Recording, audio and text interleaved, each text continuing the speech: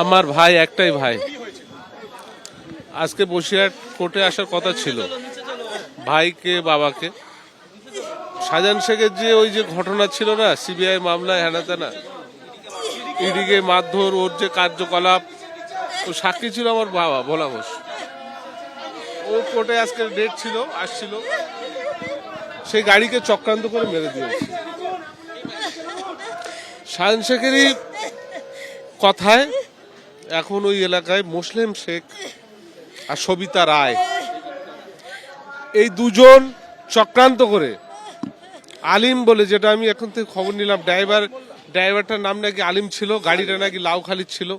ওই লরিটা ওরা কিছু দূর আগে থেকে ওয়াচ করছিল যে গাড়ি এরম টাইমে আসতে পারে, কোর্টের উদ্দেশ্যে যেতে পারে, সেই উদ্দেশ্য করেও সেই সময় ওরা গাড়িটাকে দিয়ে অ্যাটাক করেছে। ইচ্ছা, সম্পূর্ণ ইচ্ছা। এর আগে থেকেও বিভিন্নভাবে হুমকি দিয়েছিল মারার জন্য। ওদের থেকে, ওদের বিভিন্ন লোক দ্বারা হুমকি, যে শাহজাহান শেখের ওখানে একটাই রাত চলে, শাহজাহান শেখ। পঞ্চায়েত সমিতির সভাপতি সবিতা রায়, নেজাট পঞ্চায়েত সমিতির সভাপতি সবিতা রায়, আর মোসলেম শেখ হচ্ছে সহ সভাপতি। এই দুজন শাহজাহান শেখের সম্পূর্ণটাই র্যাকেট চালাচ্ছে ওখানে। মানুষের অত্যাচার, মানুষের ভয় দেখানো, মানুষের চুপ করানো, সবকিছুই ওরাই চালাচ্ছে। কোনো দুর্ঘটনা না, খুন, 100% খুন। সরাসরি শাহজাহান শেখের ইন্ধনে মোসলেম শেখ আর সবিতা রায়। মোসলেম শেখ, সবিতা রায়।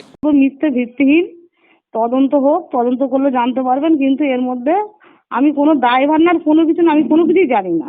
আমি দুবার তার বাড়িতে গেছি, সকাল থেকে দুবার গেছি। এমনিতেও আমাদের সামনে বড় হয়েছে। দুর্ঘটনা মানে সত্যি মর্মান্তিক। আমি আজকে অফিস পর্যন্ত যাইনি, কিন্তু কেউ যদি কারোর নামে বলে সেটা তদন্ত হোক। বলুন, রাজনীতির কালি কেন সেটাচ্ছে আমার গায়ে এইভাবে? এবার ও কি থেকে বলছে সেটা ওই জানে। সম্পূর্ণ মিথ্যে কথা। এরা আমার মনে হয় কোন রকম রাজনৈতিক ফয়দা নেওয়ার জন্য এটা ওকে দিয়ে বলাচ্ছে। ওর সঙ্গে আমার ব্যক্তিগত ভালো সম্পর্ক, কন্ট্রাক্টারি কাজ করে, বিডিও অফিসে মাঝে মাঝে দেখা হয়, আমাকে দাদু দাদু করে ডাকে, দাদু ভালো আছে? আমি বলে হ্যাঁ ভালো আছি। কিন্তু ও যে আজকের এই বাইকটা দিচ্ছে, আমার সত্যি আমি মানে বিস্ময় লাগছে যে অন্তত আমার সম্পর্কে এই কথাটা বলছে। এটা ওর অন্তত ভেবেচিন্তে বলা উচিত। এবং এই ঘটনাটাই আদৌকে আমি কিছুই জানি না এবং সম্পূর্ণ মিথ্যে কথা। আর ট্রাক চালক ছিলেন, এদেরকে আপনি চিনতেন? না, আমি চিনি না। চিনি, নাম যেটা বলছে সেটাকে চিনি, কিন্তু ঘটনা হচ্ছে আমি কে চালাচ্ছিল এটা বলতে পারবো না। নাম কার নাম বলা হচ্ছে? কি একটা নাম আসছে, আলিম নাকি এরকম একটা নাম আসছে। ছিলেন আপনি? হ্যাঁ চিনি তো। আপনি ছিলেন, কিন্তু আপনার বিরুদ্ধে যেটা অভিযোগ উঠছে আপনি বলছেন এটা সম্পূর্ণ ভিত্তিহীন। একদম ভিত্তিহীন, একদম। এর কোনো সত্যতা নেই, আর সত্যতা যাচাই করুক না। একটা মৃত্যু তো মানে কামনা। আপনার দলের একাংশের কোনো হাত থাকতে পারে? এখন আমি আন্দাজ করলে কি বলবো, না হলে ভাই এরকম হচ্ছে কেন? বিশেষ করে ভোলা তো টিএমসি পার্টিটা করে, তাহলে এটা হঠাৎ আমার নামে এইসবগুলো ছড়াচ্ছে, এইসবগুলো তো মানে ভিত্তিহীন। এগুলো তো আমি তো বুঝতে পারছি না। নিশ্চয়ই কোনো রকম চক্রান্ত করে এটা করছে। যেহেতু আমি রাজনীতি করছি, আমি কি রাজনীতি না করলে ওদের যদি ভালো হয় সেটা করছে। তা আমি এই 66 বছর বয়সে আমি এসে লোকের মার্ডার করবো, লোকের খুন করবো, এই রাজনীতি আমার জীবনে আমি শিখিনি। আর যেন মালিক যেন না শেখায়। এখানকার জেলের ভিতরে থেকে তৃণমূলের নেতারা ফোন ইউজ করে, যেদিন যেটা খেতে চায় সেদিন খায়। অন্য কয়েদিদের সূর্যাস্তের আগে ডিনার নিতে হয়, এরা রাত্রিবেলা 9টা 10টা 11টা যখন পারে ডিনার নেয়। এবং যত রকম ছবি আছে দেখতে পায়, স্মার্টফোনও এদের হাতে দেওয়া আছে। যা যা চায় সব কিছু চায়। তারপরে অনেকদিন জেলে হলে, মনটা খারাপ হলে ওদের পিজি রুটবান ওয়ার্ডে রাখা হয়। নোটোরিয়াস ক্রিমিনাল শাহজাহানকে পশ্চিমবঙ্গের জেলে রাখলে ভোলা ঘোষরা যে কোনো দিন মারা যাবে। আজকে তার ছেলে গেছে শুনেছি আমি, সত্যি মিথ্যা জানি না। ড্রাইভার গেছে শুনেছি আমি। আজকে ভোলা বাবুও যাবেন।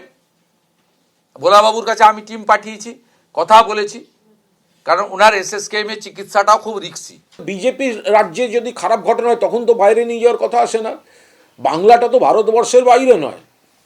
তাহলে বিজেপি শাসিত রাজ্যে যখন অপকীর্তি ঘটে, বিজেপি শাসিত রাজ্যে যখন কোনো একের পর এক রহস্যময় কাণ্ড ঘটে, খুন ঘটে, ধর্ষণ ঘটে, ধর্ষিতার পরিবারের উপর আক্রমণ হয়, তো তখন সেগুলো বাইরে নিয়ে যাওয়ার কথা হচ্ছে না। কারণ একটা এক্সচেঞ্জের একটা করতে পারেন, সেইগুলো বাংলায় হবে আর বাংলারগুলো সেখানে হবে।